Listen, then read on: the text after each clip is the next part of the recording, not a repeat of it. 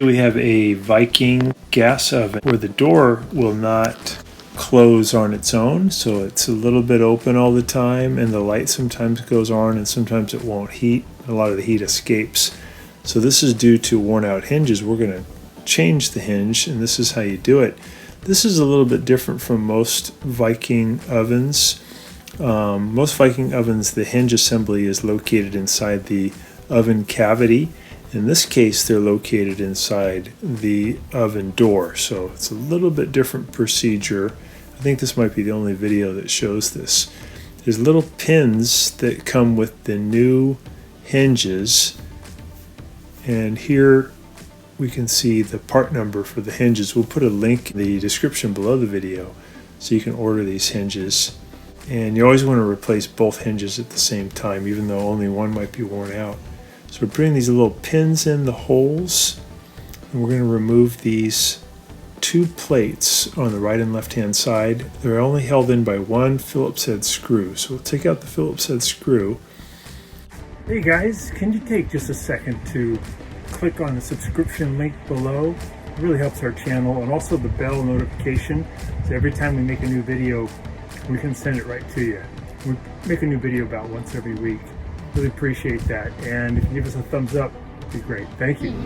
And we can take these little plates off, and then with the pins in position, as we close the door to about 30 degrees, we'll be able to pull the door right out of the oven cavity. Then we're going to put the door on a suitable working surface so we can do the hinge exchange. So we're just pulling out that other cover, get that off to the side, and we're closing the door, and we're lifting and pulling back slightly, and it disconnects. So now we're going to take out these screws on the bottom of the door, and this is holding on the front plate of the door where the handle is. So there's a group of these we have to take out. Oh, they have same kind? five in total, and they're silver colored. So we're going to zip those out with a Phillips head screwdriver.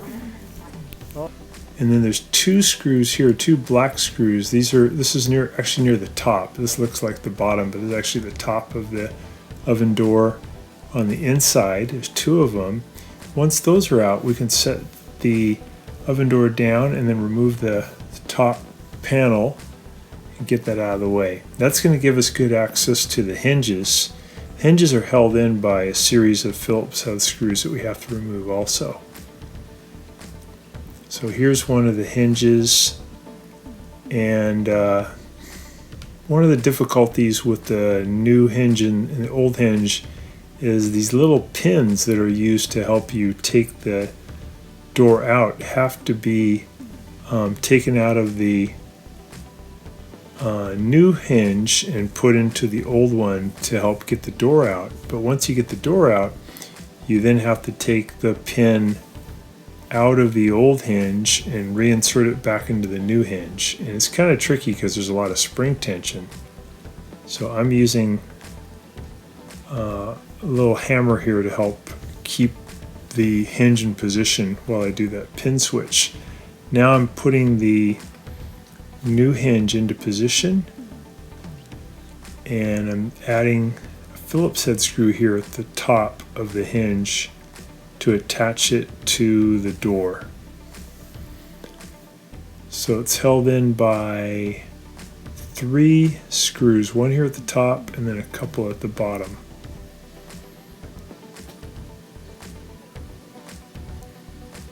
We're going to show how this hinge is removed here in a second when we show the other side.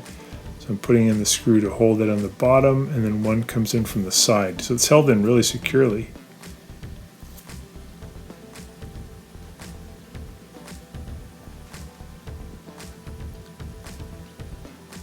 And actually there's one more on the side at the top, so a lot of screws holding that in.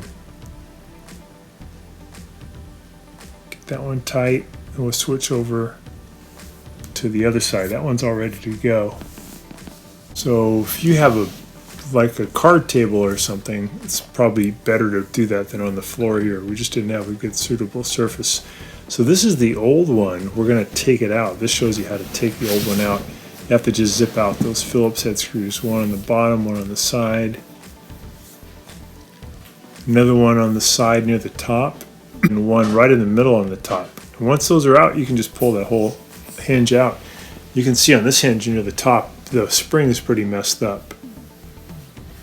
So that comes out, and then there's a bracket on there that we have to remove, a Phillips head screw, and take that bracket and switch it over to the new hinge because it doesn't come with that bracket.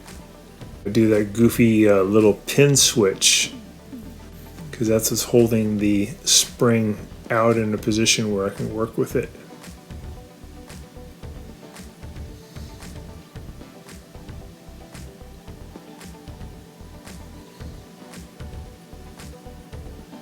I just put that bracket from the old one over to the new one. It's only held in by a Phillips head screw.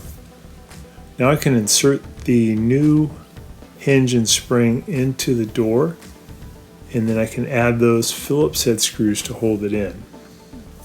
Just be aware when the door is fully put together, it is pretty heavy, so be careful not to hurt your back when you're taking it on and off of the oven. We're putting in that one screw at the top. You got one at the bottom on the side, putting that in. One on the side near the top. We got one here at the bottom. That's the one that hooks up to that bracket that we added onto the hinge. Zip that one in. Get this one on the side. Oh, I'm sorry, this is on the other spring. This is a little piece of insulation that may have come out when you pulled the panels apart. We're just setting it back in. Now we're putting the front of the door back on, just putting the two halves of the door back together. And we're trying to line up the bottom correctly. Then we're going to add in those 5 silver screws on the bottom to hold the bottom part on.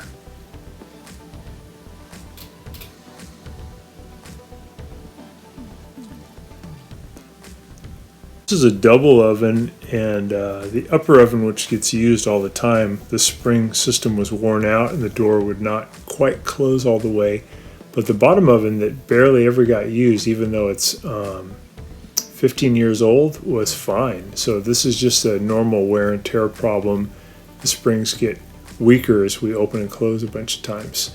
So we got all those screws on the bottom, and now we're going to go ahead and add in a couple near the top. Added near the top are black color Phillips head screws. If we get those two in, we're done with the door reassembly, and we can put the oven door back into the oven. So just be careful you don't hurt your back.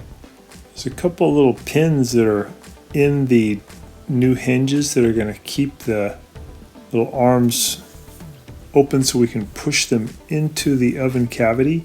What I want you to do is to push it in as far as it'll go, almost close the door. Keep playing with it until you feel like the little arms catch some pins on the inside of the oven cavity to hold it. When you feel like that's engaged, then you can bring the oven door down to 90 degrees to make sure that it's locked in. And then it's okay to reach in and pull out the little pins that are in the hole on the right and left side. Just pull those out. You want to keep those in case you ever want to remove the oven door.